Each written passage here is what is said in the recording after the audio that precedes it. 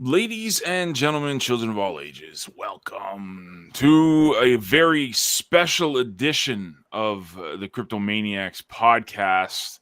I'm Jongo, that's Task, and we are joined by I'm going to say the probably the busiest guy on the planet today. I mean, this I don't know, I don't know, Task. Something's going on. I maybe I missed the memo or something, but I heard We might something's talk happening. about that today. Who knows? You Well, know, yeah. I mean, we could talk about it. Or we could talk about the fact that you grew a mustache in 1970. I mean, it for wasn't that long ago. It was when was that? Mid 90s. Mid 90s.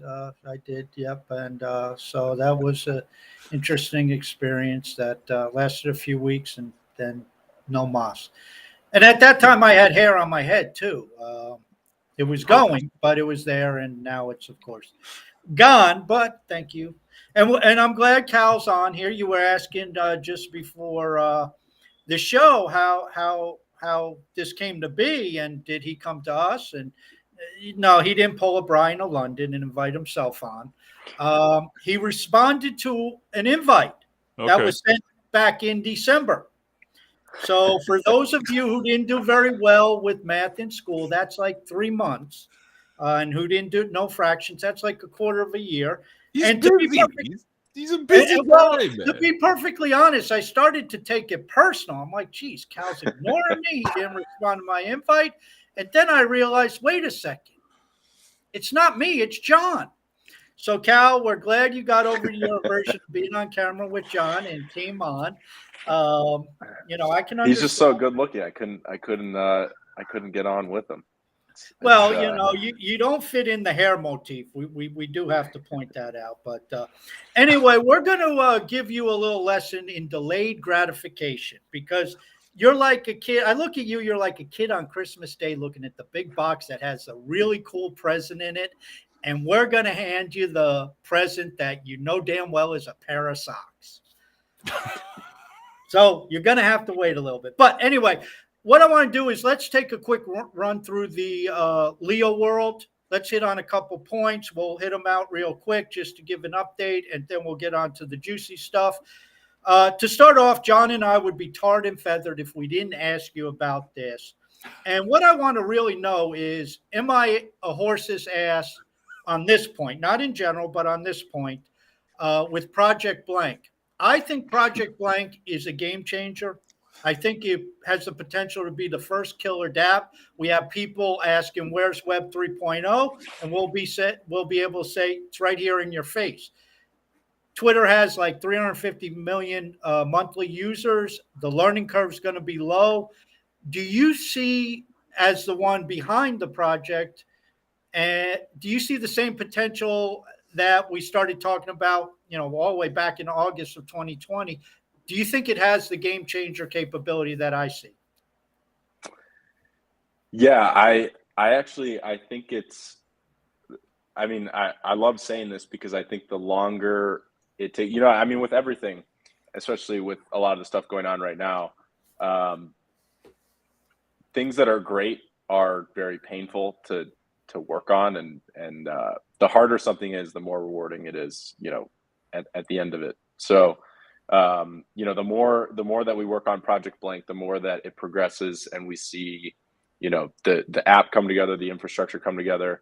The more excited I actually get about how big it can be. So, I know everyone, especially in the crypto space, loves when things happen quickly. They love, you know, instant updates as fast as possible, because a minute in crypto is like a day in the real world. A year is like an eternity in crypto. So, I know that everybody wants to see it as fast as possible, but at the same time, the longer it takes, the more I do see it fulfilling what you're talking about, which is its potential to be, the killer Web3 app, which is, it's super easy to log into, super easy to use. It feels like using a Web2 app, but you're really on Web3. You're really experiencing, immutable content. You're experiencing, rewards on your content.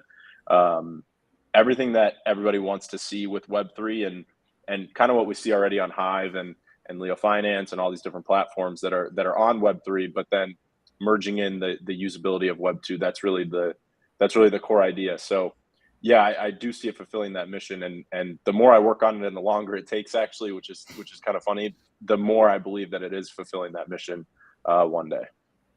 Okay, and is it still going to be? You mentioned the Web3 monetization or tokenization.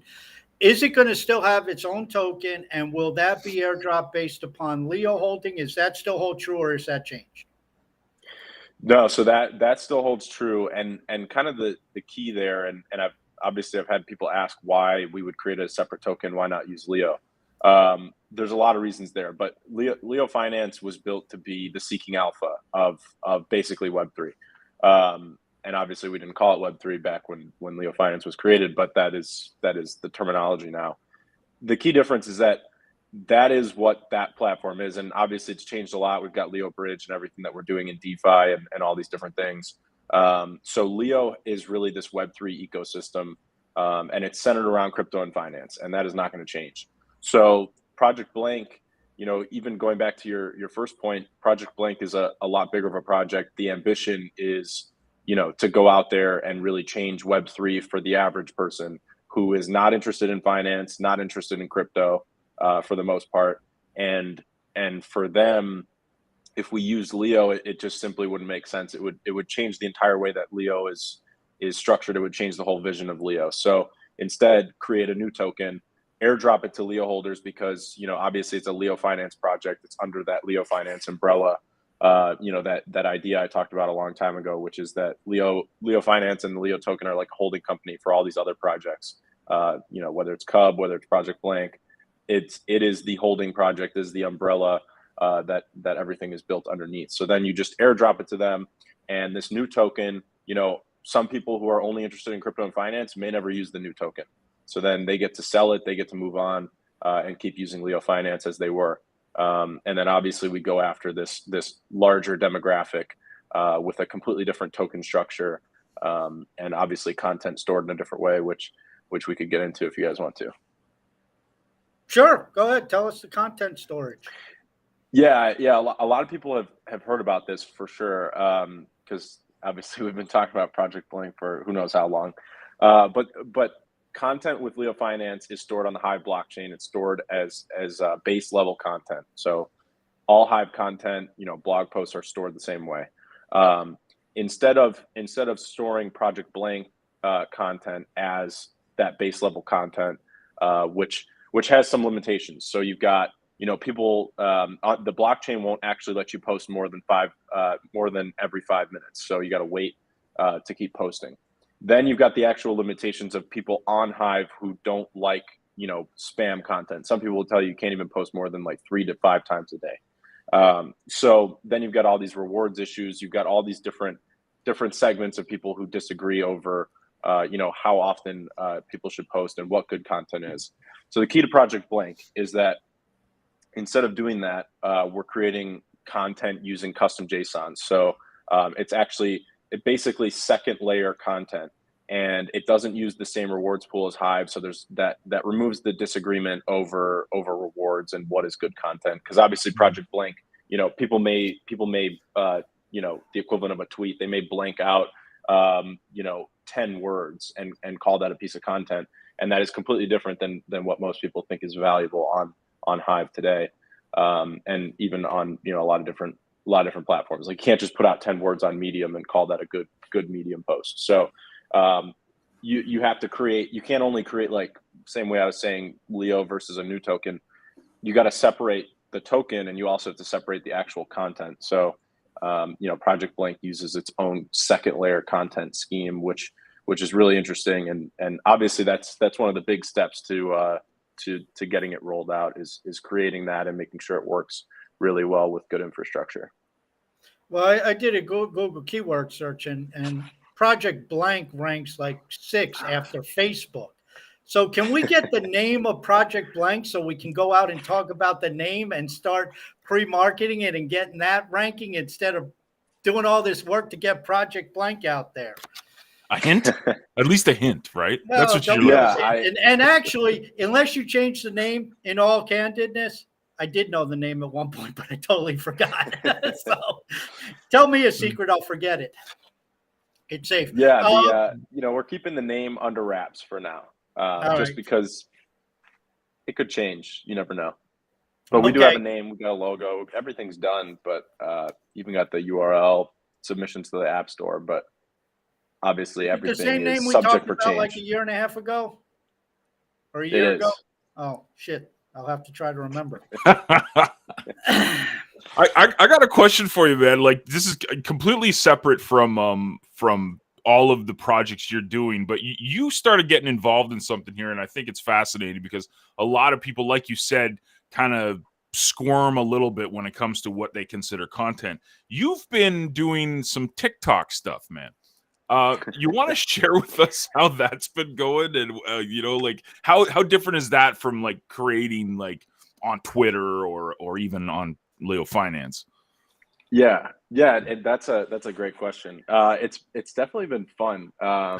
It's a lot different because the stuff obviously that I'm posting on Leo Finance is mostly like podcast clips and long form articles and just really serious like financial topics. And then TikTok is like most of the videos are 5 seconds long, and you put a trendy sound on it, you put some eye catching text, and it's really interesting. Obviously, it really goes against my typical style for content creation because I prefer the long form stuff.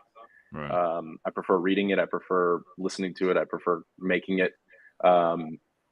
TikTok stuff is very interesting, but the amount of attention it gets is pretty ridiculous. I mean, we've been posted on there for probably 2 weeks now, and several of the videos have over 8,000 views, which is may not sound like a lot in the traditional Web 2 world, but coming from Web 3 content creation, that's ridiculous. That's astronomical compared to what we normally get. So it's been interesting, and I can't take that much of the credit for it because I actually hired on someone onto the team whose full-time job, we're calling her position head of growth, is literally to come up with the ideas, basically seed everything, seed the ground for me. I just kind of show up and use my pretty or ugly face to be in the videos, and outside of that, I don't really have a ton of input. No dancing on not cam? too much dancing. No. I did do one. We did like a little stunt where I held some grocery bags, and that was I jumped in the air. That was the extent of my of my emotions so far. But can't say never. Maybe future videos, Khal will do a little singing. So somebody write a Project Blank or a Cub Finance jingle and maybe have Khal sing it on TikTok. Running around the world, let's knock some of these out quickly because we know we have some cool stuff coming up. Hive Stats, clean sheet design came out a few weeks ago.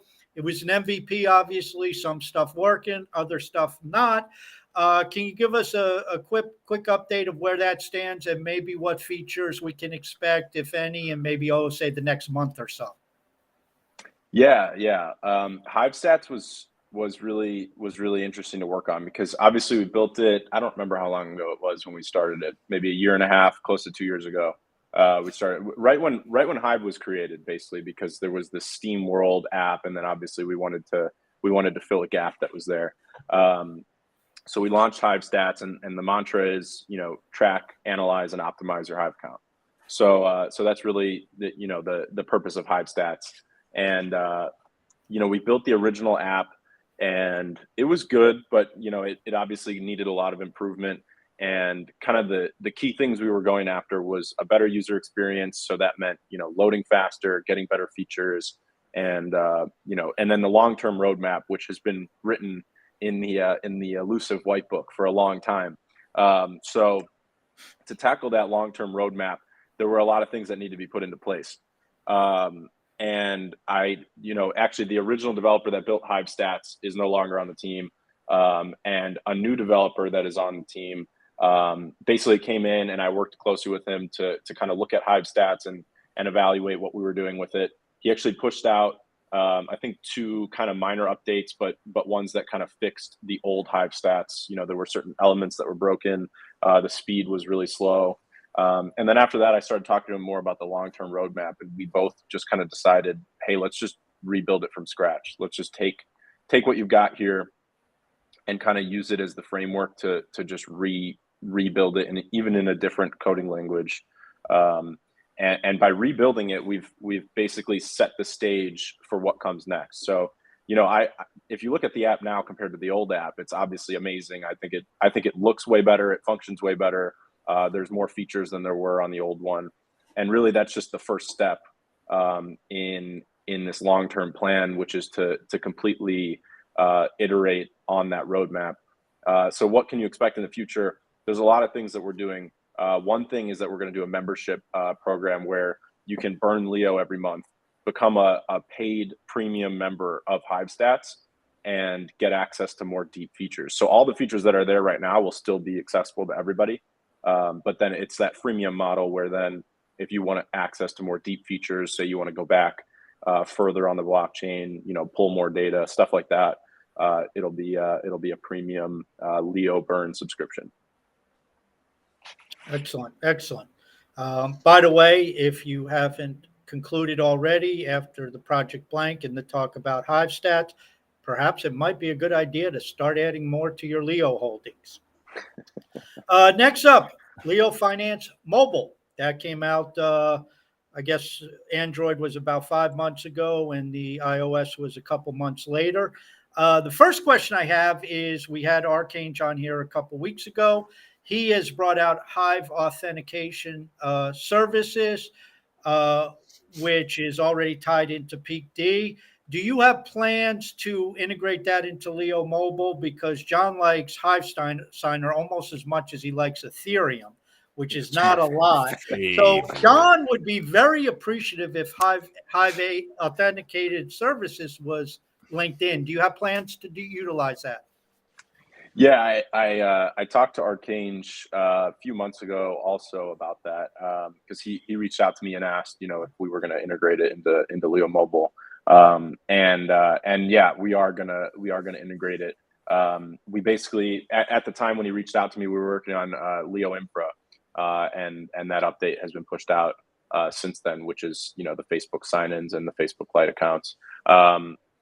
So now that we have that done, we're basically pushing out a Leo Mobile version probably by the end of this month. And then after that version, we're going to start working on more login options, which should include Hive Authenticator. So I actually still haven't personally tried Hive Authenticator, but I have seen people's posts on Leo Finance about it, and it looks good. So I definitely, our whole idea really, and you can hear me talk about with Project Blank or with anything Leo Finance related, is just to make everything as easy to use as possible. So if there's a sign-in method that's easy to use, especially for Hive, then definitely. Any updates that you can, again, like with Hive Stats, maybe over the next month, what should people look for in terms of new features on Leo Mobile? Can you disclose some of that, of what may be rolled out? Yeah. There's quite a few things that we're working on. I would say the main one that people are looking forward to is the full text search. So on Hive, there's kind of this gap for searching and kind of indexing old content. So what we've done is we've been building a database of content. So it goes back 12 months to start, and then obviously it'll keep building itself. Basically, you'll be able to go into the app. You'll be able to search for really anything. Same way you go to Google and you can search any text, and then you'll find snippets from articles. You'll find Wikipedia links, stuff like that. Think of it as the Google search for Leo Finance content, built into the Leo mobile app, and then obviously migrated to desktop later. I'd say that's kind of the number one thing, and it should be ready by the end of March on the calendar. And then you've got other things like notifications, which I think is for me, Leo mobile, and I was talking to Deb about this, notifications is kind of the biggest use case for me on mobile, because if I go back to the Steam days, I was using an app called Partico. I think a lot of people used it. And the cool thing about it was the notifications. Like that's the main reason I used it. I wanted to see, when people upvoted, when people reblogged. I wanted to see, when people commented, and I wanted to be able to just tap a notification and just reply really quick, like a text message. And especially for me, I'm notoriously terrible at responding to comments. So to have a notification that a comment's coming up and then just click it, type a quick reply, and that's it. That's my dream. So I told the dev that that's, top priority for us to get the notifications rolled out. So those are like the two big features that are coming in the next release. Other stuff is more small, just some usability features. And then we've slated the wallet functionality for the next release. So it's really focused on full text search and notifications next. Excellent. And you mentioned my next topic of discussion, leofinance.io. The website is a little long in the tooth. I log on every day and I cannot get a quote on stocks, commodities, crypto. I can't even get quotes from Hillary Clinton on leofinance.io. Now, my understanding, and maybe I misunderstood this, that Leo Mobile would eventually feed in and be the base for the desktop. Actually, it's also the base that you're going to use for Project Blank. And a lot of that was getting Leo Infra and some other aspects integrated in. How do you stand with that whole convergence process, and what would you guesstimate the time frame is on leofinance.io, the desktop getting some type of refresh? Is it second quarter, or is this so far down the scale it might be next year? Yeah, it really depends on the development of Leo Mobile itself. So you're right. The Leo Mobile is going to be migrated to desktop. So what we're kind of doing is we're taking the current desktop UI, which hasn't been updated. We did push a few updates at the beginning of this year in January. More bug fixes and performance updates. A lot of back-end stuff. Nothing in terms of new features. So what we're working on now is essentially getting Leo Mobile ready to the point where we can take that framework and connect it to the desktop framework and kind of merge them together. And what that's going to create is an entirely new desktop UI. So it's pretty much scrapping, kind of like Hive Stats, you're pretty much scrapping the old leofinance.io and replacing it with a completely new one. In this case, it's a little bit more merged in because obviously you're using the same language. So a lot of the old code can still be used, whereas with Hive Stats it was pretty much a rebuild from scratch. And in terms of timeline, it just really depends on Leo Mobile, but I would hope for it within the next, say, 3 months. That's kind of my rough estimate, and that's kind of a shot in the dark because it really just depends on Leo Mobile. Because if you would have asked me when the Android app came out, which was about 5 months ago, if you would have asked me when would the desktop UI be ready, I probably would have told you it had been ready by now. But Leo Mobile has been a lot harder to develop than expected. So as with most things in the Sooniverse, it takes longer. Are you still having issues with like having it in the App Store and everything with iOS? Like getting it, is that just like a logistical nightmare to get them to approve things? Yeah, Apple is not easy to work with when it comes to issues. So the original issue is that we were trying to get it into test flight, and we actually had it in test flight. And then what we did was we wanted to move it to a corporate account because we had it in like a personal account, and we wanted to move the test flight and the app into a corporate account that owned it, in the eyes of the App Store. In order to do that, we had to take the app down and then re-upload it through the other account. The problem is when we did that, Apple's bots decided that we were cloning someone else's app and basically stealing that work. So then it immediately took our app down and flagged it as spam. So then we had to go back and forth with Apple. I don't even remember how long it took. Probably 3 months, something around that.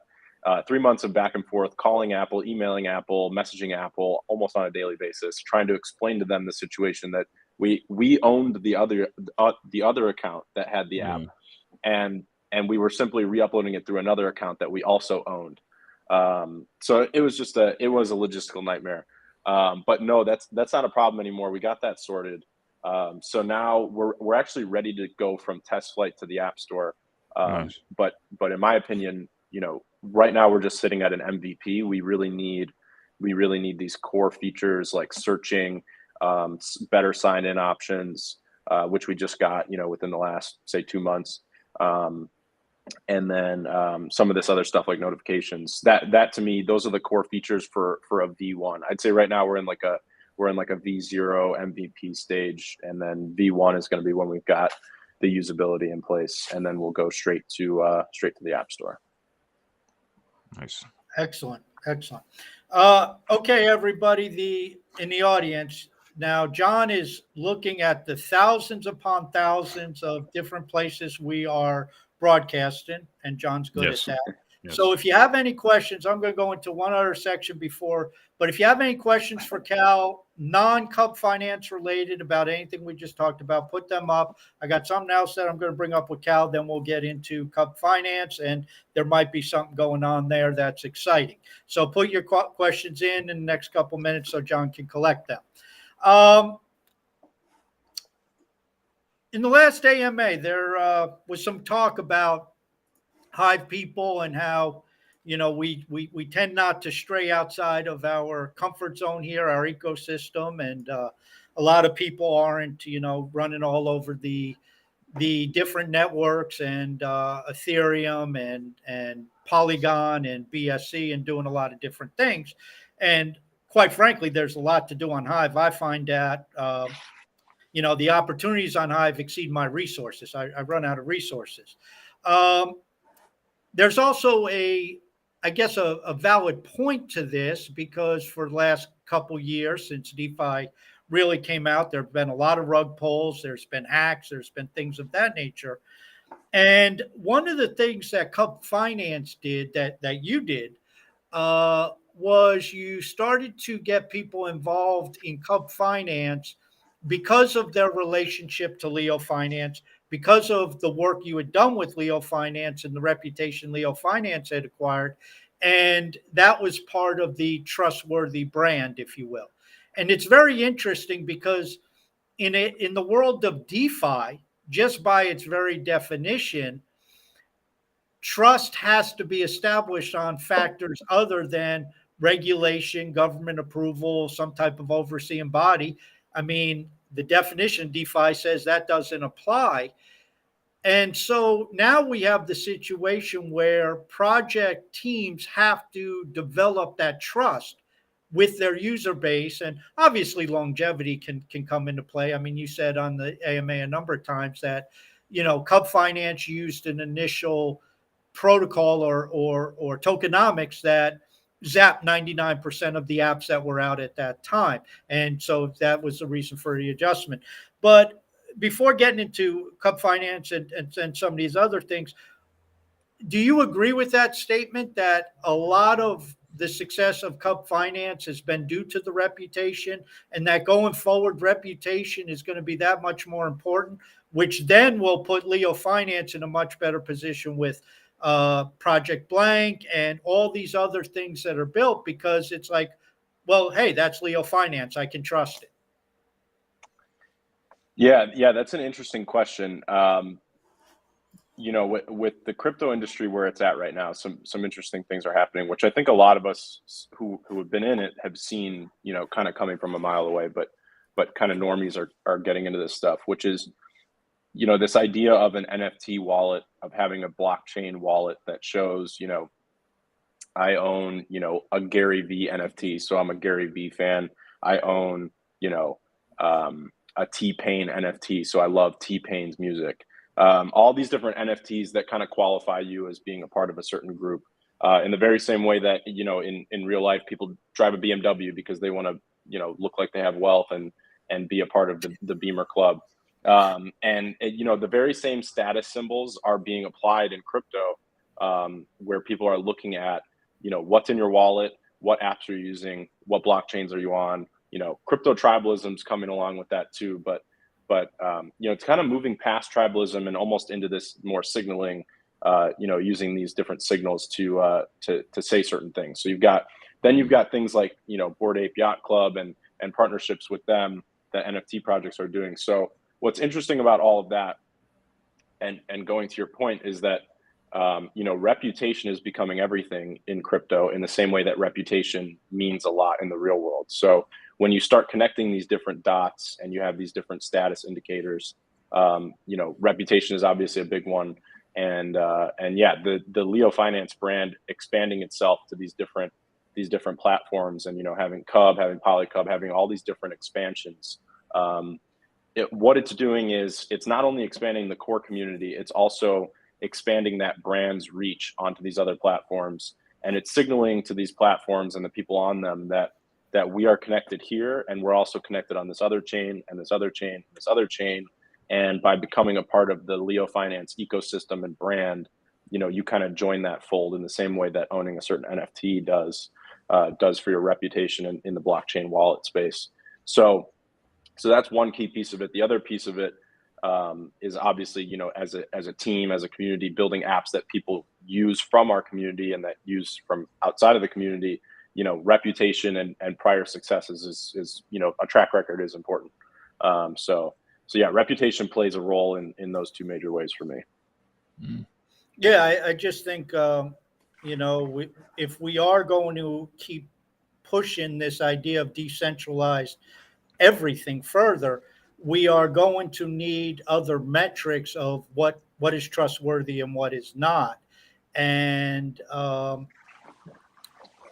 so I think that's a big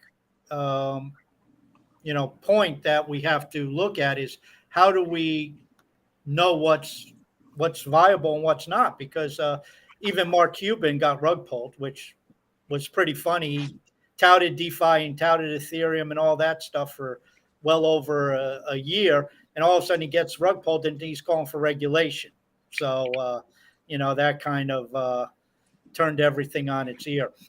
John, while Khal is running off and taking a bathroom break, or taking a hit off his crack pipe or whatever he's doing. Wow. Speaking of reputation, just You know what I track mean? my- Like, dude, Yeah, he was hitting the vodka bottle before. Hey, being on air with me and John, we understand it's trying. You turn to drugs and alcohol and, that type of thing. It's understood. Our insurance covers at least one trip to rehab. Any questions out there, John, for this stuff before we get into Cup Finance stuff? We got people watching in on Twitter, and we were kind of joking around about the TikTok, and What's Up just actually shared the TikTok where Khal was dancing, in fact. So we do have video proof of a dance, apparently. So I don't even remember that. See, told you. He didn't start get these addictions when he came on air with us.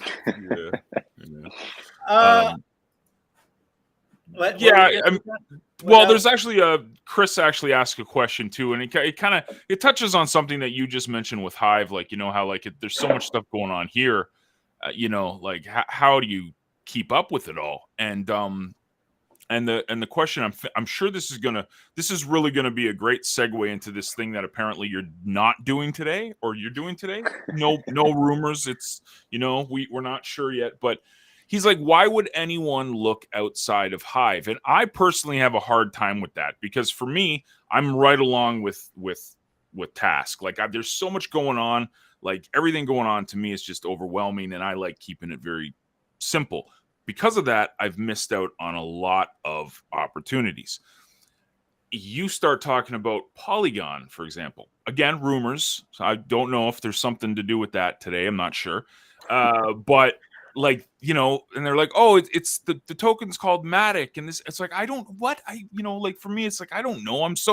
I got my tunnel vision on it. Because of that, I've missed on opportunities. So how important do you think it is? I mean, you obviously are a massive fan of things like Thorchain, and you don't really have tribalism. You kind of like, you're okay with everybody type thing. But how important is that? Maybe for someone who's new, that doesn't really get all the DeFi stuff, like to not be afraid to kind of poke around in other places. Before you answer that, Khal, one thing I want to point out to John, though, John, you do have that exposure because you have Cub in the kingdom, and that is the catch-all for Cup Finance. I mean, am I right, Khal? That if you don't understand what's going on, at a minimum, just buy Cub or get Cub, put it in the kingdom. And everything again, this will help segue in like John's question. Everything is being designed to feed, everything with Cup Finance is being designed to feed into Cup. Yeah. Yeah, to that point, everything with everything is designed to feed into each other. It's kind of interesting with Cub Finance. Obviously, we're doing this kind of multi-blockchain expansion idea, starting with Polygon and obviously moving to Avalanche and Phantom and a couple other chains just to make it more complicated for John. And Perfect. with Thank you. and also with that, Leo is benefiting from all of this. So everything is designed to feed into each other. And that, if you go read the parts of the white book that I've released so far, if you read the mission statement and the Our Vision page, what you're going to see is that the goal is to build this Web3 ecosystem, and it's all interconnected. It's all playing off of each other. So when you look at what happened when we launched Cub, which was almost exactly a year ago, we expanded not only our user base to another blockchain, we expanded Leo to another blockchain. We created a new pool for Leo. We created a new utility for Leo where it can be used. And we're doing the same thing with Polygon, where we're creating another version of wrapped Leo, which is called P-Leo, and you'll be able to put in a pool. So it's a new utility for Leo. Then we're taking the Leo Bridge app that we built, and we're connecting it from Binance Smart Chain to Polygon to make it easier to bridge assets, which is one of the biggest core issues in crypto right now, and especially in DeFi. So really with everything, if you hold Leo, you're benefiting from this because you're getting, P-Leo is expanding, the utility of Leo. So, you could just buy and hold Leo, and you could do that all on the Hive blockchain and still benefit from this expansion. You don't even have to touch Polygon. You don't have to touch Cub. Or you can hold Cub and you can own a piece of this expansion and a piece of every expansion after it. And that's kind of the way all of this stuff is designed to connect with each other and interlink. And then, with all of this stuff, it's extremely important to keep it interconnected and keep it all together. So really on that point of how do you keep up with all of this stuff? To me, it's about focusing on a core idea, focusing on, a core group of ideas even, and then focusing on some projects within those ideas who are kind of aimed at those ideas. So if you look at, the types of things I focus on, it's Thor chain, it's EVM chains, which are trying to solve basically the biggest issue in crypto, obviously outside of Bitcoin, which is Ethereum gas fees. And you've got all these EVM chains popping up, which are trying to solve this issue. Right. And so it sounds like all this stuff, but at the same time, it's just a few core issues. So for me, I'm just focused on those core issues, and to the point of like Thor chain and what Cub is doing now by expanding to multiple blockchains, and obviously with Leo Bridge, the core issue we're trying to solve is the changing face of crypto, which is that it's not about tribalism. It's not about going to one ecosystem and sitting in it. It's about being able to easily access every other ecosystem. So Thor chain is trying to create cross-chain liquidity where you can just swap assets natively and permissionlessly across blockchains. And what we're trying to do with Leo is kind of create that same, kind of copying them in a way, but also doing it differently because we're doing it with wrap tokens.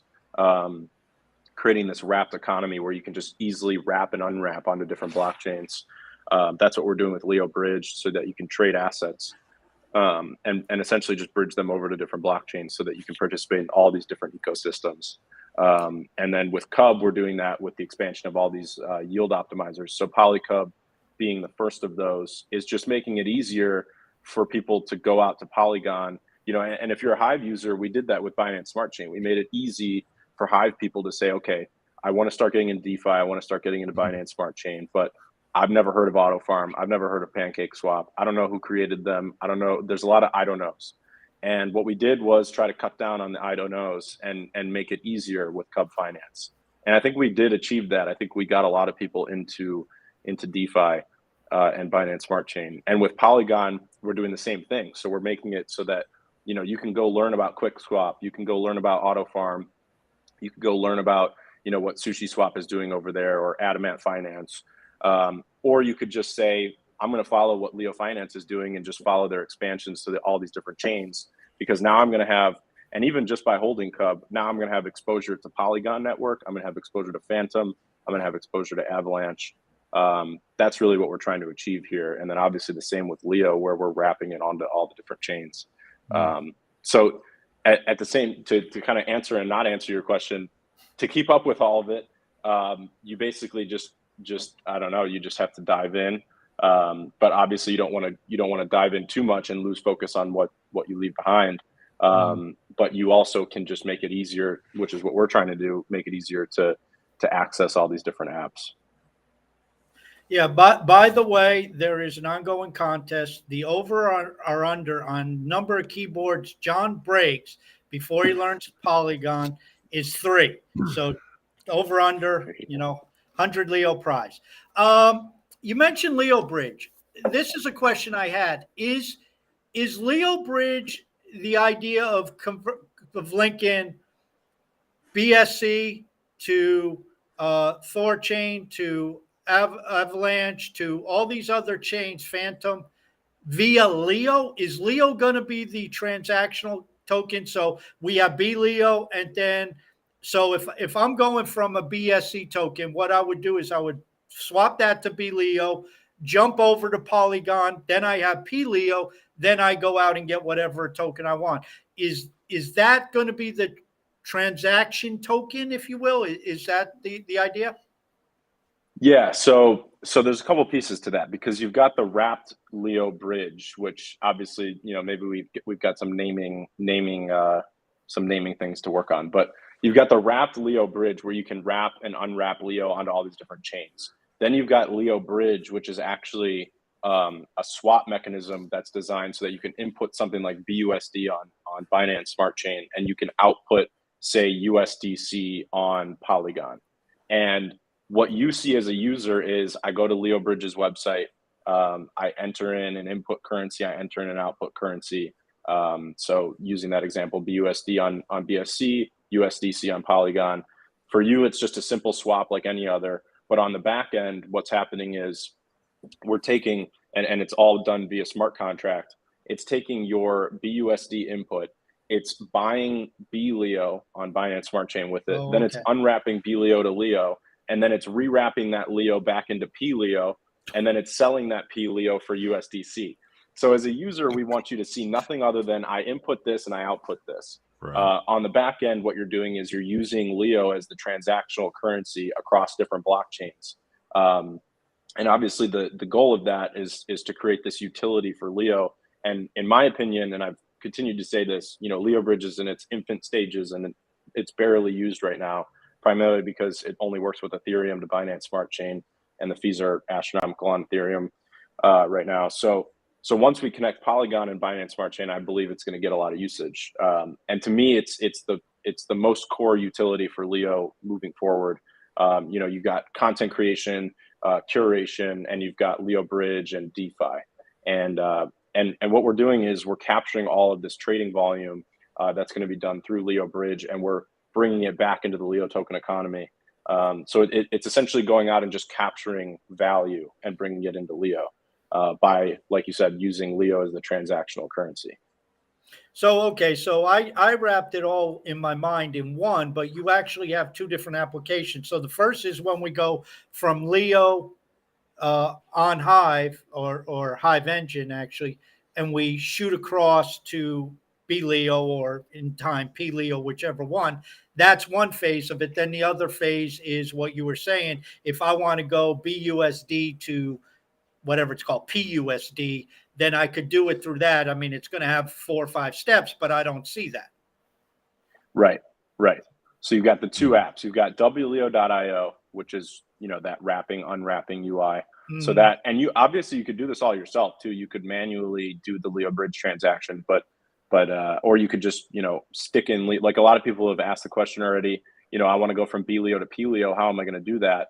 And it's actually pretty simple. You just you go to WLeo.io, you plug in your MetaMask, you go onto the screen where it says unwrap B Leo, you unwrap it to Leo on Hive Engine, and then you go to the P Leo section of WLeo.io, and then you rewrap it into P Leo. And now it's actually quite easy on the interface, but on the back end, in broader strokes, what you've actually just done is moved an asset from one blockchain to another blockchain to another blockchain. So you've just bridged an asset through 3 blockchains, and to you it looked like a click of a couple buttons on a UI. So that's the wrapping bridge. And then you've got Leo bridge, like you said, which is just the, it's input one asset that's not even Leo and output another asset that's not even Leo, but on the back end it's all running through the Leo token economy. And that's kind of that more like external project where we're hoping to get a lot of transaction and trading volume, outside of the Leo Finance, Web3 ecosystem. That makes a lot of sense from that regard. Now, Cub, which is on BSC, PCub or PolyCub is on Polygon. You are doing an airdrop of PolyCub. Are Cub and Poly, because like right now you have Leo, which transformed into B Leo and transform into P Leo. And yes, every time you move it from Leo on Hive Engine to B Leo, you're actually creating more of the token, but the Leo is locked up and it's not out there floating till somebody reverses the process. With this, you're actually creating a new layer of Cub. Will they be interchangeable, or is this, or are we supposed to think of PolyCub and FCub and ACub and whatever else we get as completely separate tokens, or do they tie into Cub? I don't know if I asked that in a way that makes sense. Yeah, no, that makes sense. So there's, and actually Addicted put out a post, and I corrected him a little bit in Discord because it's not PCub, it's PolyCub. That's, the token ticker is actually just PolyCub fully written out. And the reason for that is because with Leo, you've got Leo, B Leo, W Leo, P Leo. Eventually you'll have A Leo and T Leo. And those are wrapped versions of the Leo token. So obviously you got wrapped Leo, you got BEP20 Leo. So the Leo is a standalone coin. It's a standalone utility token, and it has these wrapped versions on other chains. And if you look at the contracts of B Leo, wrapped Leo, P Leo, it doesn't have emissions. It doesn't have any, basically the only structure behind it is that you can trade with the wrapped Leo bridge 1-to-1 with native Leo, and that's what gives wrapped Leo, B Leo, P Leo its value, is simply that it's tradable with native Leo. And that's exactly how, say, wrapped Bitcoin works. So if you look at BTC on Bitcoin blockchain versus WBTC on Ethereum, that's literally the same setup. So the difference is with Cub and with PolyCub and Avalanche Cub and Terra Cub, these are satellite applications. They're standalone applications with standalone tokens. They each have their own native token, and they each do different things. So the idea is that Cub is the base layer of this DeFi stack. And if you go back to the Cub docs, that's actually what was written there back in March 2021 when we created it. It's the base layer of this DeFi stack. And then everything that's built on top of that, like PolyCub, is basically a satellite branch, a franchise, if you will, of Cub on another blockchain. And the intention is, Cub was created in a certain way, and it was created in a completely different environment than what exists today. With PolyCub, we've taken the best of DeFi, taken, basically the best of like OHM, Sushi Swap, Uniswap, Curve. We've even borrowed from Thorchain, and we've taken the best of what they have to offer, and we bottled it into one platform. And part of the reason why it took so long to build PolyCub is because it's so complex. And we built it to be deflationary and standalone, which is very different than the way that Cub works. And the entire goal is that if each satellite version of PolyCub, you've got PolyCub, Avalanche Cub, Terra Cub, if each one is standalone and self-sustaining, then you just airdrop that token back to Cub holders. So now Cub holders own a piece of every single satellite, but each satellite is separate. It's on its own. It doesn't rely on Cub in terms of, price or mechanics. It's its own thing, and it's set to be deflationary. It's set to, the point is that we're expanding into all these different blockchains, and we want those tokens to act more like a Bitcoin reserve on each of these blockchains, where the price just goes up in perpetuity. So with PolyCub, 5 years from now, you should see the price higher than it is at launch. 10 years from now, you should see the price even higher. 20 years from now, you should see the price even higher. It's designed to be limited supply and deflationary over time. And it does that in a lot of different ways. But the supply is basically limited to about 8 to 10 million if you run the math on the inflation numbers. And obviously there's a flippening, after a few months, and that goes deflationary. And that is, the point of that design is as much to make PolyCub great as it is to say we can take that model and just keep launching it on new EVMs as they pop up.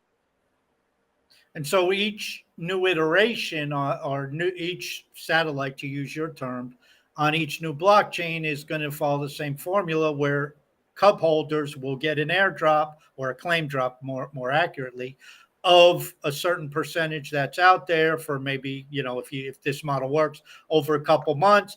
And so you'll have Avalanche Cub or Terra Cub, or like you said, all these different things. And so now holding Cub means you have a portion of holdings in all these different chains that are deflationary, should go up over time. Now, what is the function of PolyCub? Is it a reward? Is it a DeFi? I mean, why would anybody go and purchase it or get involved from outside? Yeah, so it's kind of interesting because obviously the original idea for PolyCub, and if you go back to say July of last year, and you can hear me talking about PolyCub, the original design is nothing like what it is now. It shifted over time, as most of the stuff that we work on. But the original design was a lot different than what you see today. What you see today is, and the way that I like to think about it is, PolyCub is almost like a Bitcoin. So it's like, what's the point of Bitcoin? It's a reserve currency. It's got a limited supply of 21 million. That's the value prop of Bitcoin. The value prop of PolyCub is similar, that you've got a limited supply of 8 to 10 million. You've got an inflation rate that drops in half every single month. So it has an accelerated, basically a hyper compressed version of Bitcoin halvening cycles. And what's interesting about that is that you then take this idea that it's kind of like Bitcoin or like gold. It's just a limited supply token. And then you add on top of that it's used for DeFi. So then you can take PolyCub and you can use it as a utility token. So in the beginning, what you basically have is mining, and in the same way that Bitcoin had mining in the beginning, and then obviously with the halvening, every 4 years it dropped the inflation rate, and now miners earn a lot less Bitcoin than they used to, even though the US dollar value is a lot higher. You're seeing the same thing with PolyCub, where in the beginning you got this high inflation rate and people are able to mine it for the first several months, and then that inflation rate is going to continue to halve every month. And through that, it means that, if you're mining it in the first month, you're earning a lot of PolyCub. If you're mining it in the second month, you're still earning a lot of PolyCub relative to later on, but you're earning half as much as you were, the month prior. And the idea there is that we're distributing PolyCub wide as this kind of Bitcoin reserve type of currency. But then you also have the utility of staking it as XPolyCub and then using it for yield optimization. So really, the value prop is that PolyCub is this limited supply token that is also used for DeFi yield optimization on Polygon. So all of these satellites, and this goes back to a lot of the points we were talking about earlier, we're trying to make DeFi on every single EVM chain accessible to people on Hive and Leo Finance and within our community. And what we're doing, and the way that we're doing that, is by building these yield optimizers, which actually use other platforms to generate yield and bring them back into their core platform. So with Cub, we have, pancake swap vaults. We have all these different vaults that basically pull in capital and pool it on those other platforms like Belt, pancake swap. And then with Polygon and PolyCub, we're using platforms like, Sushi Swap and Curve to basically optimize yield in those vaults and pull in TVL. So what we're doing with these apps is just making it accessible to use these other applications on that network. So with Polygon, our users may not want to go to Sushi Swap. They may not want to learn, about Curve and how to use it. Instead, they can just go to PolyCub and they can actually go into a vault that has a higher APY than those native vaults. Because of various things like optimization techniques like auto compounding, and then obviously because PolyCub is paid on top of the normal yield. So really the point is just to expand. And the point of PolyCub is that it is used as the yield optimization utility token for that app. And then when you say, what's the value prop of something like Phantom Cub, it's going to be the very same thing as PolyCub, but on Phantom. So then the value prop for that is that it helps you yield optimize on Phantom, and it also has those Bitcoin, limited supply mechanics behind it. Now, when you say mine, we have an airdrop coming based on, a claim drop based upon the amount of Cub we have, and that is a snapshot, I guess, daily for about 2 months, and you can go in every day and claim. What do you do once you claim it? You keep talking about mining. Do we have to do anything with it at that point, or just the fact that we claim it, then everything reads and we're good, and then we can opt at a certain point in time to get involved in liquidity pools or staking or whatever? How do the mechanics work there? Yeah, so the process is basically you stake Cub on Binance Smart Chain in the Kingdom or one of the 2 farms. Then you're eligible for the airdrop, the claim drop on PolyCub. And when you go to PolyCub's UI, there's an airdrop page. You can hit claim every single day, or you can let it pool up. So a lot of people ask, if I don't claim it every day, does it just disappear? And obviously not. It's a blockchain. So that balance is just added to your claimable balance every single day, and it accumulates there. So you can claim it every 3 days, you claim it every 10 days, however you want to do it. Once you claim it, it enters your wallet, your MetaMask, or your Trust wallet, whatever you use to interact with EVMs. Enters your wallet as liquid PolyCub. From there, what you do with it is up to you.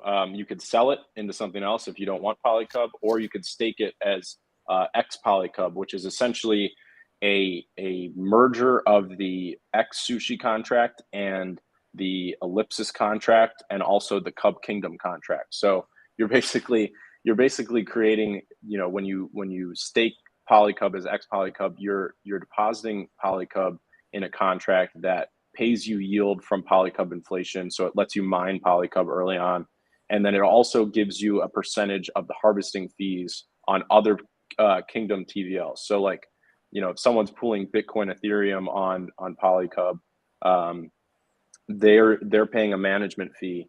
And that management fee is going to protocol and liquidity, which is kind of bolstering the treasury. So that's a whole separate thing. And then you've got if they harvest their rewards before the X block staking period, which is about 90 days. If they harvest their rewards early, they'll pay a small penalty on those rewards, and that penalty is paid to X PolyCub holders. So it kind of creates this interesting mechanism where if you look at it, people come in, and we learned a good lesson with Cub, is that a lot of TVL is going to come in the early days of the platform and earn, because the APYs are going to be ridiculous. It's going to be 2,000, 5,000, 10,000% for the first couple of weeks. A lot of TVL is going to come in from the outside, and they're going to be looking to farm that yield. I mean, that is literally what yield farming is. They come in, they look for the best yield, and once the best yield is gone, they leave to another platform. So what we're trying to do with that is that instead of them getting all of that yield and early harvesting it and just dumping it on the market, they actually get hit with a penalty if they early harvest it and aren't in it for the long haul, aren't staking X PolyCub. So instead, a portion of their harvest actually gets paid back to X PolyCub holders, which are the, as Neil likes to do, they are the diamond paws of the project. So, it basically redistributes wealth back to people who are staking PolyCub and are in it. Basically the Leo Finance community members at the end of the day. It basically just redistributes those harvesting rewards to them. So that's what's really interesting about PolyCub. So when you get my long-winded way of saying, when you get your airdrop, you can sell it, you can stake it as X PolyCub, or you can put it in one of the 2 PolyCub farms, which is PolyCub USDC and PolyCub WETH, which is wrapped Ethereum. So you can stake it and earn yield in one of those 2 farms, or stake it as X PolyCub and earn pretty outsized returns if you run the math, because in the early days of the platform, I think Addicted is probably going to put up a post, because he was chatting with me in Discord general chat the other day. The returns of being an X PolyCub are going to be extremely high in the beginning because of this high inflation rate in the first 4 weeks. coupled with the fact that there's going to be a lot of TVL that comes in from external, from our community, which is most likely going to early harvest, which means that all of their, harvesting penalties are going to be super high in the beginning, and they're all going to get paid to ex-PolyCub holders. So is there an ex-PolyCub kingdom like we have our cub in a kingdom, and that is that what ex-PolyCub is you just stick your PolyCub in there and that's it, or which is different from the LP or the yield farming where I got to pair it with something else? Yeah, so this is what's interesting with the farms. It works exactly like Cub. I mean, they are literally clones of the Cub farms. So what you'll see is, you can stake your PolyCub USDC and PolyCub WETH into the two farms, and you'll get harvestable rewards, which are actually also going to be subject to harvesting penalties. So you'll have these harvestable rewards through the two farms, but then through the ex-PolyCub staking, it is literally the same thing as the Cub Kingdom. So you deposit PolyCub in, it's ex-PolyCub now, it sits in there, and it's actually auto compounding your rewards, plus paying you all of those extra PolyCub rewards from those early harvesting penalties. So if you're looking for the let me just do one thing and sit back type of play, that is you. Yep.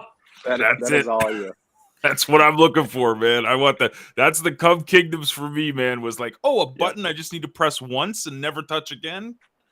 So yeah, man. Exactly. And we won't even have to claim our rewards. Will they auto claim just like Cub Kingdom? Yep, they auto claim and stake in your balance. So love it. You put in 100 PolyCub, you check it in a couple of days, it's 102 PolyCub. John's very happy now. Well, no, Khal, you've totally put a monkey wrench into my plans, because for the past couple months here, I've been a raving fanboy of Leo Voter, because I've been getting these amazing Leo rewards every day by delegating Hive power. And I told myself, I'm never selling another Leo in my life. And now I'm sitting here going, dude, I'm getting all these Leo every day. I got to get it into Cub to get more of this PolyCub stuff, man. So. Well, hold it, John. There's another layer to this, and this is my question now. But wait, there's more, right? But wait, there's more. Absolutely, going back now. I've been stacking up some liquid Leo because there's going to be a P Leo LP, right? So I can take Leo and bring it over on Polygon. And what do I couple that with to be in a liquidity pool so we have liquidity for PLEO? Yeah, so you can, when PolyCub goes live, you'll be able to wrap Leo into PLEO, and then you can pair it with Matic and stake it in the PLEO Matic farm. So now you'll have exposure to Matic, you'll have exposure to Leo, and then you'll also be supporting the Leo bridge, which is obviously allowing people to transact across the two blockchains, and then eventually with future blockchain integrations. So that's really the key idea there. So and obviously the APY in the beginning for PLEO-Matic is going to be super high, thousands of percent, similar to how it was when Cub launched for BLEO. And even if you look now at the yields for BLEO on Cub, I haven't checked them recently. What are we looking at? 96.6% APY if you're staking BLEO BNB. So you could reasonably assume that it's going to be similar APYs for a long time, or probably higher on PolyCub for the first few months. So yeah, just a lot of and I talk about that a lot in the AMAs and stuff. Just creating an investor's dilemma. What do you do? There's too many options. So in my opinion, what do you do when there's too many options? You gotta expand. You gotta buy more and be able to stake it in each one. Well, or you have to be focused and say, okay, this is, I'm going all in on Tesla, or I'm going all in on, BLEO and BNB, and, forget the others, or wherever your focus is. I mean, that's ultimately what it comes down to. I mean, people make a lot of wealth in real estate. Other people make a lot of wealth in penny stocks. Some make it in commodities. You can't be everywhere. So ultimately you get to the point where this is where I'm setting up shop, and, all that other stuff's out there, but I just don't have the time or the resources. With the PLEO, how is that paid out? Is the return paid into PolyCub, or is that paid out in Cub to your original? I mean, where does that all go? Yeah, so Belio BNB pays Cub rewards, and then Matic pays PolyCub rewards, and then obviously when we set up Avalanche Cub and Terra Cub and Phantom Cub, you're going to have those rewards pay for those versions of Leo. So say when Terra Cub goes live, you'll have Terra Cub rewards for T Leo dash Terra staking. So each satellite is paying the Leo pool. So that kind of goes back to what I said earlier, where everything is connected to everything, because with this launch of PolyCub, we're paying an airdrop, $1 million airdrop to all the Cub holders. And we're also creating this Matic pool where PolyCub is actually paying Leo holders for staking Matic as well. And with every other satellite, I don't think it's going to be that long until you see Avalanche Cub and these other platforms come out where it's the very same setup, where you've got, Avalanche Cub is being airdropped to Cub holders, and then you've got the A Leo pool that is being basically incentivized with Avalanche Cub. So the top is going to be Cub, though. Like, that's kind of the key to everything, is just Cub. Yeah, because the drops are based on your Cub holdings. So the more Cub you have, the more your drops are. There's a question actually that came up, and this is for someone who's completely ignorant to, like, my case. I understand Ethereum, horrible gas fees. It's awful. BSC was cheaper. It's still there. It's we're spoiled on Hive, where we have a big fat zero for fees. What is it on Polygon? What are the fees like that if you're doing flips in and out? Yeah, so it's kind of interesting because Ethereum has super high fees. Binance Smart Chain came out, it has super low fees compared to Ethereum. And Polygon came out and it has super low fees compared to Binance Smart Chain. So usually you pay, a fraction of a penny per transaction. I have, and during some launches, I've upped my gas fee, say 100x. So I'll take the gas limit would be, say, like 24, and I'll up it to 2,400 even, and we're still talking pennies. So it's even cheaper than Binance Smart Chain. Now, you mentioned something with Leo Bridge, which I don't know how far the thinking's gone, but am I correct in saying this could be an entryway also into Hive, where the Leo Bridge could, if I say, okay, I got Matic and I want to convert that into Hive or HBD, can we add that layer to the Leo Bridge? Is that possible?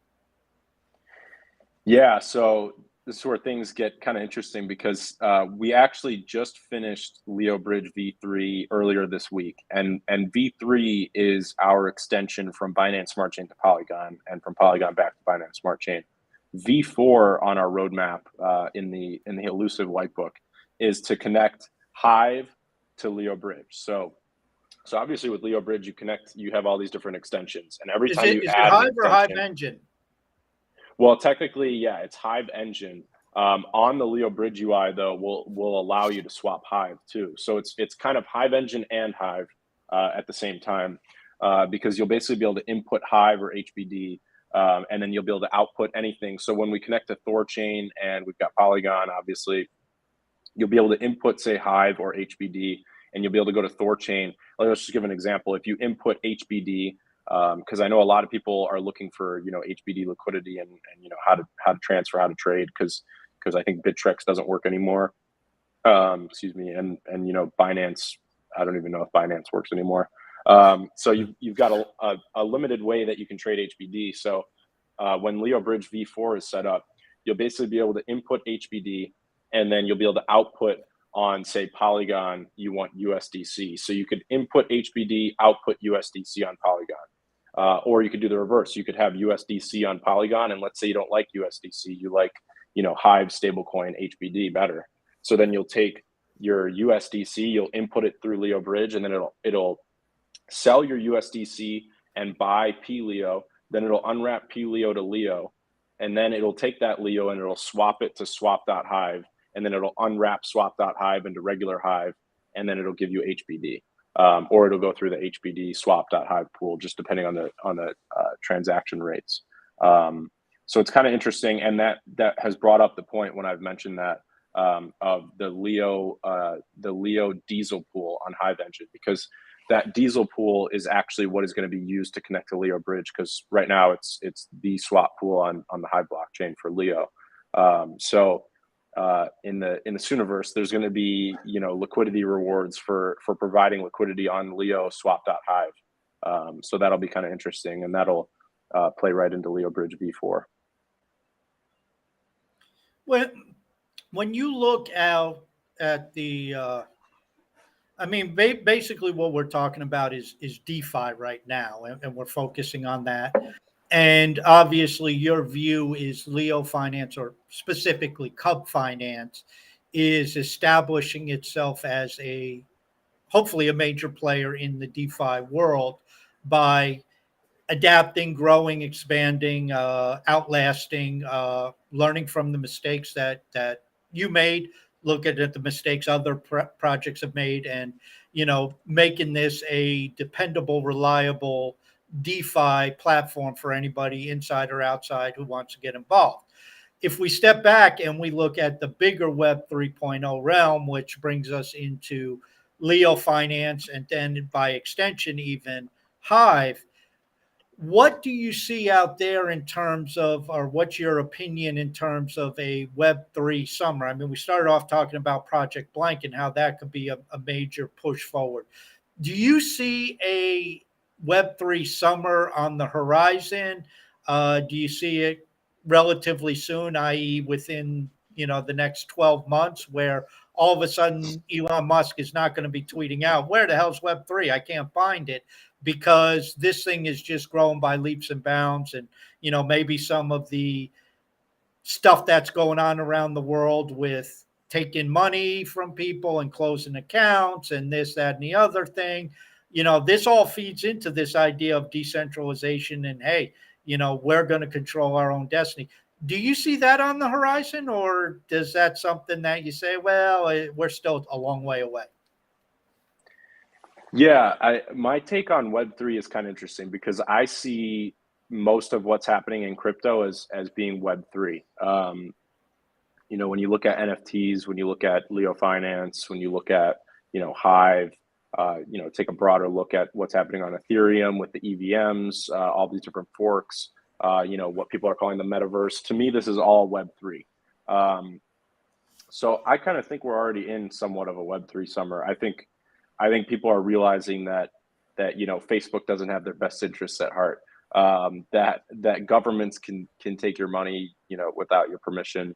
That certain politicians who have a stake in certain goings on in the public can actually enforce or try to enforce their views on you, and they can say, okay, you're not allowed to support this group of people because we believe that they're a certain way and they don't vote for us, and all this stuff. So this kind of global outlook that we're in right now, and I think it all started with COVID. I think people have changed their views about the world a lot, and about power dynamics. And I think Web3 is about, and I think this is going to resonate pretty well with everybody listening, is that with Web3 dynamics, what we're really doing is taking the power away from people like Facebook and politicians and big government, and we're putting it back into the hands of the people, because Web3 is about decentralizing power and essentially just taking what used to be in the hands of banks, corporations like Facebook, and big governments, and we're just putting it back into the hands of the everyday person. When you use stuff like this, like a ledger, to hold money and nobody can take it away from you. When you use something like Hive and put content and followers on there, nobody can take it away from you. And there's no one person governing it. There's no one you can point a finger at and say, here, you're in charge of all of this. I think all of this stuff is Web3, and it all kind of encompasses each other. So for me, the Web3 summer started, I don't even know, 2 or 3 years ago. And I think what we're seeing now is in the same way that we saw Web 1.0, Web 2.0, I think now you're just going to see Web 3.0 just slowly eat up Web 2.0's launch. And I think you're going to see, Twitter. You're going to see Twitter. Twitter's kind of already got its downfall. Let's not lie about it. Facebook just reported their first ever loss of users. It's already happening, in my opinion. Yeah. And do you see with every transition, there's obviously opportunity, and those of us who are in the early stages stand to benefit the most. Of course, there's a lot of headaches, a lot of risk, a lot of everything's not smooth. Obviously, whatever version 20.5 is going to be a lot better than version 1.0. So it's going through the bugs and the mishaps and the technical issues and all that other stuff that is just commonplace. I'm sure the early days of Google weren't a picnic either, or Facebook. With that opportunity, do you see both Cub Finance and, again, by extension, Hive? Because, John and I both agree that Hive has some unique qualities around it. Hive doesn't solve every problem. Hive doesn't handle every issue. We obviously don't have smart contract capability, at least at the base layer, and probably never will. So it's going to be very focused in that regard. But there are some attributes where the feeless nature of it, the fast block time, the base level account management system, the username, all this other stuff. Do you see the opportunity for Leo Finance specifically, but then by extension, because Leo Finance feeds into Hive in this regard, really stepping up where, let's be honest, if you try to do and build anything like this on Ethereum, Bitcoin can't handle it. Probably some of the other EVMs would have problems. Do you see that really thrusting itself in the limelight? Yeah, the interesting thing is that what you're actually seeing with something like Bitcoin is very good at doing something very simple, which is keeping a ledger balance of who owns what and a programmatic supply that is fixed. And it's really good at doing that stuff. It really sucks at doing quick transactions, obviously low fee. I mean, Bitcoin is relatively low fee compared to something like Ethereum, but it's not, like Hive where there's 0 fees, or Binance Smart Chain where there's 10-cent fees, or Polygon where there's fractions of pennies in fees. So Bitcoin is really good at doing this one thing. But now what you're seeing is people are developing the Lightning Network, and they're using it in places like El Salvador to buy McDonald's.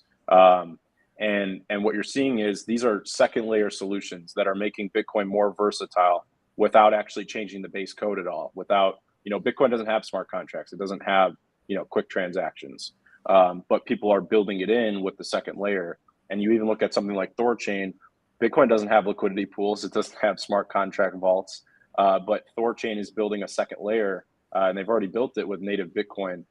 So that you can use native Bitcoin to earn yield and basically swap to other currencies. So the whole world is moving in this way of, and this is why the maximalism, tribalism doesn't really sit well with me, because it just doesn't, to me, it just doesn't make sense when you can connect other blockchains, you can connect second layer solutions. And if you're not tribal and you really just seek out the best opportunity and the best technology, and merge them together, that's where the future is headed. And you already see it with Lightning and things like Thorchain. So with Hive, it's really the same thing. Hive does something very well, which is the social layer, profiles, like you were saying, certain login options that just aren't available on other blockchains, even down to names. Instead of this long address, you have a normal name, like what people are used to. Content storage, custom JSONs. This is what Hive is good at, and it does it in fast and a feeless way, and that's incredible. So instead of trying to build features, I think Ned had this idea a long time ago of building SMTs. Instead of building SMTs into the blockchain layer, build a second layer on top of the blockchain that already does a great job of certain things, and leverage what it does great, and build a second layer that does something else great, and merge them together. And then you have projects like Leo Finance. And what we're trying to do is say, okay, other people have built the base layer of Hive, which is great technology that we can leverage. Other people have built great second layer technology like Hive Engine, where we can leverage. And then we can go out to other blockchains and say, okay, this blockchain like Polygon is doing a great job of sucking in liquidity. They're doing a lot of NFT liquidity and trading volume now. So what we can do is then take all this technology we've already built up, and we can just bridge it to that technology that's building up something completely different. So that's what we're really doing here is just leveraging different technologies and stacking them together.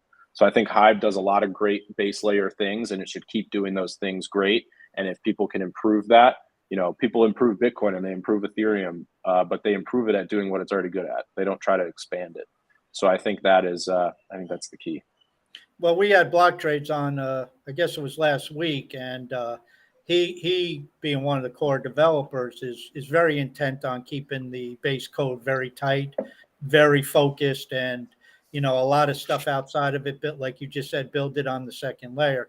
One problem I have with maximalism is I take it even from a more fundamental point of view, is just bandwidth. If you look at all the transactions done through centralized entities, if we want to take a significant portion of that and do that through decentralized applications, Hive can't handle that. Ethereum can't handle it. Bitcoin I mean, you're going to need so much bandwidth. I mean, we're going to need 1 million Ethereum forks to even potentially just do what Visa does, let alone what, all the rest. I mean, you think of all the Facebook transactions. If you think of an upvote as a transaction, I mean, you're talking about trillions of transactions a day. You're not running that on Bitcoin. It doesn't happen. Yeah, absolutely. And I mean, that just ties really well into the vision of what we're trying to do with PolyCub and expanding it to all these EVMs. These EVMs are not going anywhere. We're just going to keep seeing them pop up. And, there's good and bad to that. But I think a lot of the good is what you're saying, which is, seeing this transaction volume spread out, seeing these second layer solutions, improve upon the other one. And that's really how everything works, right? Like when the internet started, you had all these different internet companies start, and one internet company started, then another one came along and said, hey, I like what you're doing, but I could do it 10 times better. And you just see that keep going. And what unfolded is you've got a couple of top dogs like Google, Amazon, Facebook, and then you've got a lot of smaller platforms too. And I think the EVM space is the exact same. Well, and keep in mind that Google, Facebook, they weren't the original leaders, because you had CompuServe and companies like that in the early days that where the hell are they? Now, you mentioned earlier, and maybe tie this in for those who, because you haven't talked about it in a long time, the idea of Leo Finance as a holding company and feeding the value to Leo Finance. And for maybe some of the people who weren't aware of some of the posts you did way back when about that, or aren't really linking all this stuff up we're talking about to Leo Finance, how does, if I'm not involved in all this other stuff, I'm not involved in Cub, and when Blank comes out, okay, I'm not going to use that. But how does this feed value to my Leo holding? I'm active on Leo Finance. I'm building more. I'm getting rewarded each day. How does this build value ultimately for the Leo token and me as a Leo holder, even if I'm not involved in this other stuff? Yeah. So, it's the Leo as a holding company idea is something I had, I think it was at the end of 2020 is when I wrote that post. And, I was basically just reflecting on what we had done with Leo up to that point, which was we had just launched Wrapped Leo. Actually, we had relaunched Wrapped Leo after V1. So this was Wrapped Leo version 2, and I was just reflecting on this idea that the Leo Finance ecosystem was expanding, and that it would keep expanding. It's not gonna stop, and it's actually just gonna get exponential. And I kind of saw what was happening with early stage EVMs like Binance Smart Chain was kind of slowly getting to the point where what we see today. So, within 2 months after that, we started looking into Cub, and we were considering that development. So Leo as a holding company is something I had to start thinking about a lot, because I was just trying to figure out, what is the point of Leo in this whole ecosystem? Is there a point in launching multiple tokens? Is there a point in launching all these different apps, or should we just build leofinance.io and stick with that and keep focused on just that? And what I came up with was that if we continue this expansion and we see that, all these new blockchains are going to pop up, all these new solutions are going to pop up, things like 4chain are going to get easier to use, and we're going to be able to plug into them. We're going to be able to build things like Leo Dex and Hive Stats that all kind of have their own way of feeding into Leo, like the freemium model for Hive Stats, or Leo Dex liquidity pools, and some of the things we're working on behind the scenes with Leo Dex.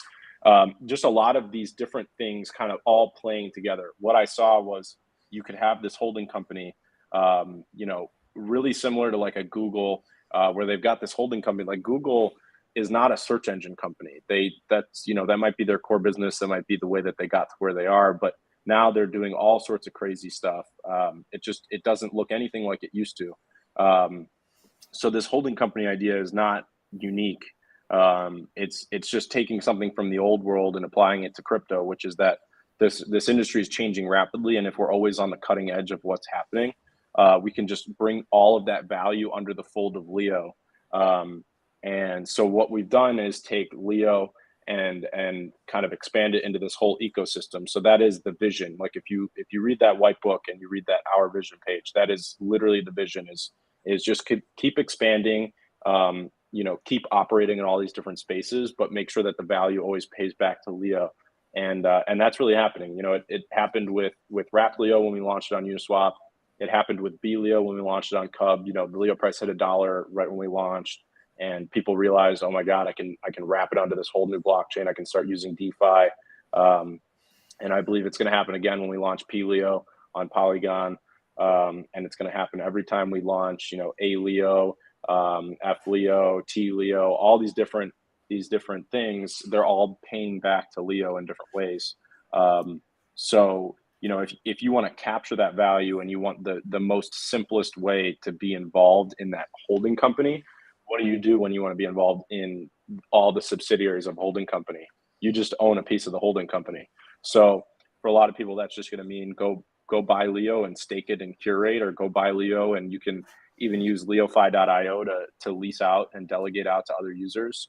Or you can, you can buy Leo and you can follow the expansions of the Leo ecosystem and say, I'm going to take my Leo, I'm going to own a bunch of it. I'm going to then use it. I'm going to wrap it and use it on B Leo. I'm going to wrap it and use it on P Leo, A Leo, T Leo. And I'm going to stay on the cutting edge of what the ecosystem is expanding into. And I think that's where most of the opportunity lies. But I also think that is for a certain type of person that wants to stay, stick with that opportunity and keep learning and keep adapting with everything. But I do think there's a whole other set of users that just want to curate. They just want to post. They just want to own Leo and own a piece of all of this. But the whole idea is that no matter what you own in the ecosystem, whether you own Leo or Cub, you're getting a benefit of all these different expansions. What is and I don't know if you know off the top of your head, and this scares the shit out of people because they tend not to understand the entire topic, but that could be a show in and of itself. But what is the inflation on Leo? But do you know off the top of your head what the inflation rate is on Leo? Off the top of my head, it should be around 2-ish million per year of the set inflation, and that drops. I don't remember what the drop rate is. Something like 7 to 12% a year, from what I can remember. Which if there's about 10 million out there, it's a little over 10 million now, so it's probably a little less than 20%. Which people say, "Oh my God, that's why the token's not going anywhere." And it's like, well, you and I had this conversation a number of years ago, and it was like, well, if you got 25% inflation, the way to offset that is have 125% growth. And sure as shit, the price of Leo went from like 5 cents to $1 because all of a sudden everybody and their brother wanted Leo, and we went from like 40 people using Leo Finance a month to like 1,000. And so you had a huge, you have a huge increase in the user base, which then puts demand. And like you said, now it becomes the investor's dilemma. Not only do I need to get more Leo, where the heck do I put it? Because I got 4, 5, 6 different choices in growing. Yeah, exactly. And we do have, to that point, we actually have a liquidity crisis there's not enough Leo out there because we need Leo for Leo Bridge. And one of the questions that keeps coming up is a lot of people are questioning if Leo Bridge will be able to suck in enough liquidity from Leo because there's so much Leo staked on the Hive blockchain and being used for curation. People are concerned that there's just simply not enough Leo out there to seed liquidity on each end of the bridge. So what we really need to keep doing is expanding the bridge and expanding, the people in the community and what the core community knows how to do and is willing to do and bridge to these DeFi platforms. I think there's like $450,000 in liquidity on BLeo. There's like 900,000 on Wrapped Leo. And then when PLeo launches, we're going to be trying to suck in some liquidity from Staked Leo and Wrapped Leo and BLeo and move it over there. So really, it is funny, and it's funny to remember that a lot of people were trying to convince me to drop the inflation rate of Leo, back when we talked, say 2 years ago. And obviously now, now that there's, a bigger team, there's a bigger community, there's a lot more going on in the ecosystem. It's kind of a ridiculous question because if anything, the inflation rate should be higher. And there should be more Leo circulating out there.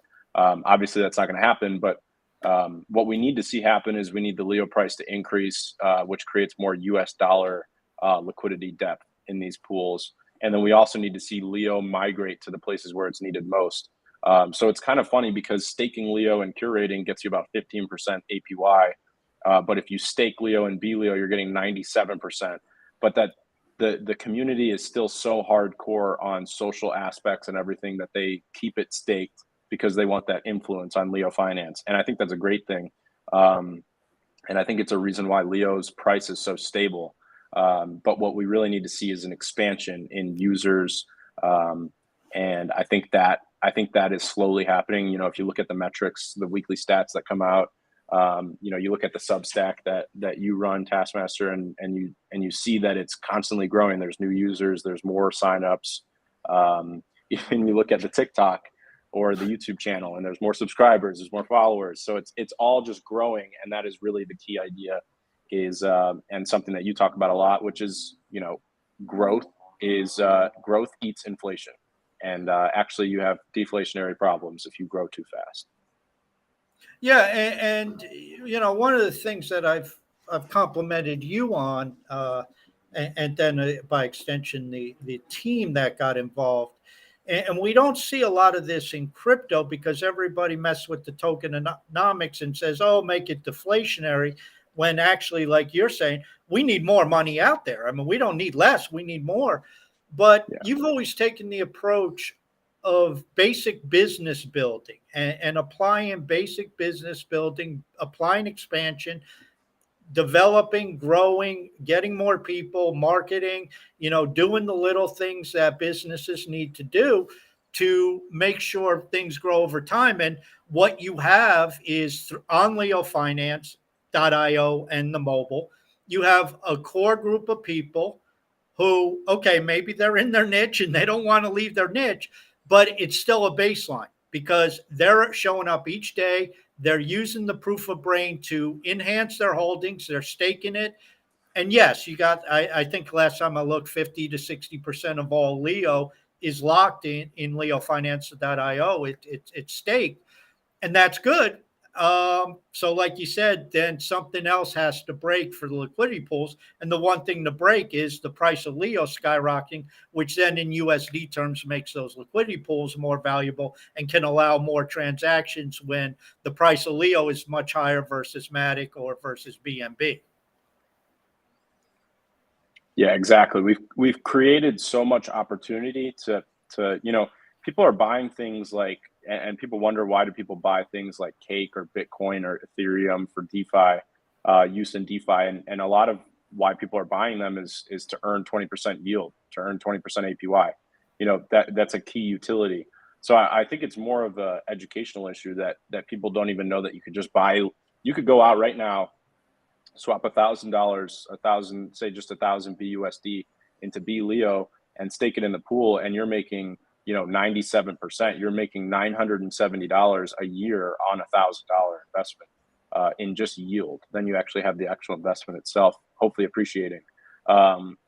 It's really crazy. And I think the more that we expand to these other blockchains, the more that we put ourselves in front of these other communities and other, outlets. Like we're working with, Cointelegraph and CoinDesk to do PRs about PolyCub right now, putting ourselves in front of these places and then saying, hey, look, you can earn 97% yield, or you can earn 1,000% yield, or you can earn, even 15% yield, but do something in a social way. I think all of that stuff just needs to be put in front of more people. I think right now it's just a limited group. Well, and it's a different type of person. So as your outreach extends, you will pull in the people who say they don't know what proof of brain is. They don't care about proof of brain. They don't ever want to know about proof of brain, but they understand 97% return. They understand impermanent loss. They still don't have a problem with it. So they'll put BNB and B Leo together and say, okay, if I can earn 97%, here's 10 grand. Whereas you have your foundation came from Hive, if you will, through leofinance.io, and you're trying to get them to do stuff that isn't really within their realm, because they sit there and say, if I keep doing this long enough, 15% plus price appreciation on Leo over 10 years, I'm going to have a hell of a lot of money, because 15% compounded is a pretty healthy return, plus the speculation aspect. So that's kind of where you get new people, but it's like not everybody who's on Leo Finance, like you were saying, you like long form content, is necessarily going to spend all their time on Project Blank. But then you take somebody like Nathan Mars, he'll probably live on Project Blank, and he barely posts on Leo Finance. Right. So it's just hitting all the different people. Yep. John, any questions from the crowd? What's up? Actually, we had a follow-up question here. She said, can Khal see a time when we add additional communities to Leo, such as Leo Politics or Leo Creative? Things like that. Leo Politics. There went the niceness that we all have. Yeah, I think, it is an interesting question because, and it does play off of what you were just saying, Task, where you're talking about, what are the demographics that we're going after now, and what demographics do we go after in the future? Like I said, kind of at the beginning of this, Leo is this kind of crypto economic Web3 ecosystem, right? So it's a lot of intensely focused people on, economics, finances, crypto, Web3, metaverse, NFTs, all of that stuff. So we have a very particular niche, and to expand that and say, okay, Leo Politics is like a sub community of Leo Finance. Instead of doing that, I think what we're doing is we're launching Project Blank, which is basically, launching this other thing, which will have its own subtopics, like politics, like even like finance. Like you'll have a finance section of Project Blank, which is, financial tweets, financial news, hashtag finance, right? So you'll have hashtag politics, you'll have, hashtag toys, hashtag cooking, stuff like that. So what I think we're doing is actually launching Project Blank, which is that overarching, broad-based social media platform that can actually just encompass all of that stuff, even including Leo Finance topics itself, but obviously all in the short form.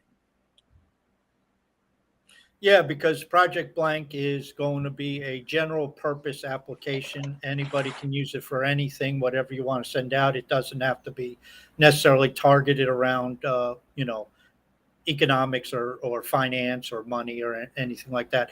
What about you're getting all these different applications out there, and you're talking about the integration. We know about the integration, but what about cross application, maybe marketing, or how do they tie in? Because is there a way where, I know you have on Leo Finance, we have the drop down arrow and talks about the different apps, but is there a way, because one of the advantages to having all these different apps is, hey, look at this over here. And especially when you have people coming in, let's say from the DeFi realm, and it's like, hey, look at this Twitter alternative that called Project Blank that you can use, and all this other stuff. Is how are you looking at integrating all that in together? Yeah, so this is an interesting question because with, like you said, we've got these links at the top, and even if you look at Cub, it's got links that say blogging and tokenized blogging, and it's interesting to wonder that we are targeting different demographics with each app. Like Hive Stats targets very hardcore Hive users. Cub Finance targets Binance Smart Chain DeFi users. PolyCub targets DeFi users on Polygon. Terra Cub will do the same thing on Terra. So like you said, like how do you bridge the users back to the core family of apps?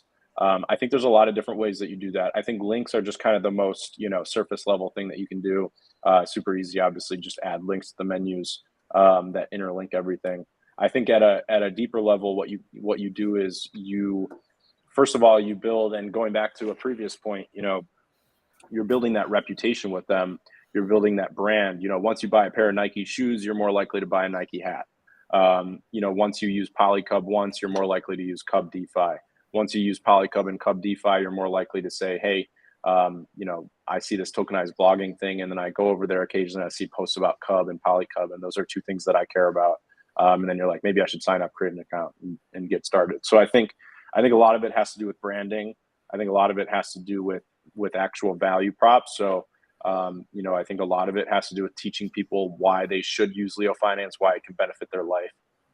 So actually, if you look at a lot of the TikToks we're doing, we're talking about, how to find the next, I remember one we did was how to find the next 10X in crypto. And the video is literally me saying how to find the next 10X in crypto, and then us showing a screen share of leofinance.io and scrolling through, the curated feed and saying, this is how I found Thorchain and it 10X, last year. And people are talking about different cryptos. And there's one post where someone was talking about, that Waka Flocka Flame NFT that Splinterlands released, and it got sold out, the day after they posted it. So essentially, we're teaching people even on TikTok about the value prop of Leo Finance. And then what we need to do is have more cross-pollination where, when you learn about one thing, you learn about the value prop of another. So I think it comes down to those two things, branding and value prop. Yeah, and I could see Project Blank being a great feeder system in for that, because you do get people in with the short form content, which most everybody can do, but not everybody's interested in producing long form content, but a percentage is. And so those can be guided into different areas. And I think the fact that ultimately DeFi, my view is one of the basic essence of DeFi is tokenization, and DeFi is going to penetrate everything. It's going to be involved in everything. As we're talking here, even a short form content app is going to have DeFi in it. Long form content has DeFi in it. Games have DeFi. Splinterlands with NFTs and SBS and all that. All of this is feeding into the same thing. So having the financial platform is very important for outreach and pulling people in as a feeder system. I think it works both ways, so it all ties in together. John, do you have any other points or any other questions? No, just the quotable What's Up had the quote that Web 3 will eat Web 2, and that was said by Khal today. So there you go, and I think we all agree that. So. I guess the big question for me as we wrap up is that when soon, man? When